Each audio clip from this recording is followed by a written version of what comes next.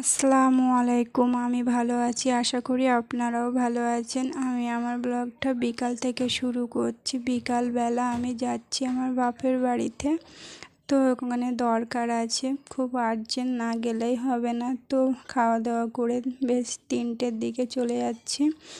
আমার বড় মেয়েটা সামনে আছে আর ওর আব্বু বাইক চালাচ্ছে, আর তারপরে আমার ছোট্ট মেয়েটার আব্বুকে ধরে রেখেছে।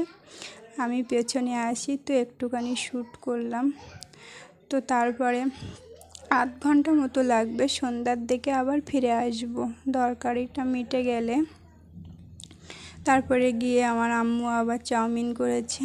ছোট মেয়েটা আগে জ্বালাতন করছিল, ওকে দিয়েছে, আর আমাদের 3জনের জন্য বেড়ে রেখেছে।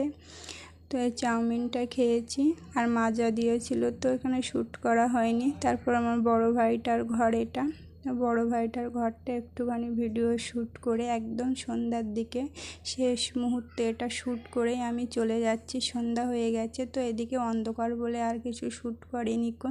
এটা ঘরের লাইট জ্বলছিল বলে এখানে একটুখানি শ্যুট করে নিয়েছি। তারপরের দিন আর কিছু আর শ্যুট করা হয়নি। রাত্রে সকালবেলা আমি আবার আলু ভাজা করছি, ভাত দিয়ে খাবো। তো সকালবেলা ভাজা করে নিয়েছি, তারপরে বাসি কাজকর্ম যা ছিল সব করেছি, আপনাদেরকে দেখানো হয়নি। সকাল সকাল তো ছোট মেয়েটা খিদে লাগে, ও কান্নাকাটি করে, ওকে খাইয়ে দিতে হয়। ওই জন্য এতে আদা রসুন জিরের গুঁড়ো ঝালের গুঁড়ো পেঁয়াজ সব কিছু দিয়ে ভাজা হতে থাক। খাওয়া দাওয়া সব কমপ্লিট করে আমি দুপুরে রান্নার প্রস্তুতি নিচ্ছি। তো মাছটা বার করে নিয়েছি ফ্রিজ থেকে, আজকে মাছ শেষ হয়ে গেছে ফ্রিজে, মাছটা বার করে নিয়েছি। এদিকে আমি রান্না করব আলু আর টমেটো, ডাঁটা, গাজর দিয়ে একসঙ্গে রান্না করব। বড় মেয়েটা সবজি খায় না কো, তো আলু আর মাছ ভাজা দিলেও ওকে হয়ে যায়, তবু যা খাই, আর একটু সবজির ঝোল যা যায় সেটুকুই। তারপরে আমি এটা মশলা সব কিছু দিয়েছি, তেলের ভিতরে দিয়ে একটুখানি পানি দিয়ে কষিয়ে নিয়েছি, তেল ছেড়ে গেছে। এবার আমি সবজিটা ঢেলে দেব। তার এই সাইডে মাছ জাল দিয়ে নিচ্ছি। এই মাছগুলো নুন হলদে দিয়ে জাল না দিলে লবণ যায় না, আমাদের বাড়িতে কেউ খাবে না কাঁচা মাছ ভাজলে।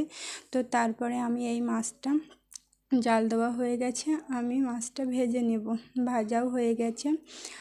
তো ভিডিওটা যদি ভালো লেগে থাকে প্লিজ আমার চ্যানেলটা সাবস্ক্রাইব করে দেবেন আর লাইক করবেন, আর কে কোথা থেকে ব্লগটি দেখছেন কমেন্ট করে জানাবেন। তো আমার তরকারি রেডি হয়ে গেছে, হালকা পাতলা করে রান্না করেছি, বেশি ঝোল টোল রেখেছি একটু। ডাঁটা তো খুব ভালো লাগে ডাঁটার ঝোলটা খেতে। ভিডিওটা এই পর্যন্ত, আগামীকাল